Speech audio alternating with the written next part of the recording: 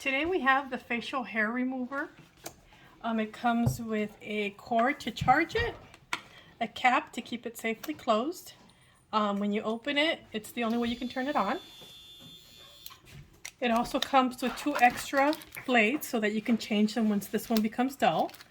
And a nice little packet to keep it, put away safely.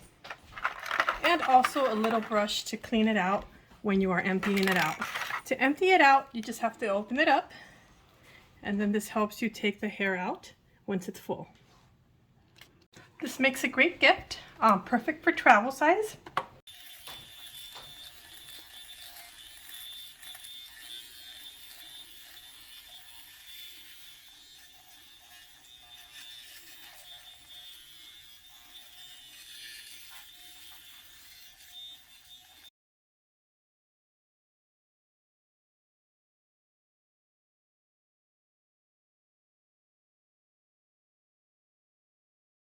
Lightweight, very discreet, the size of a lipstick. You can put it away in your purse on travel, and it works great.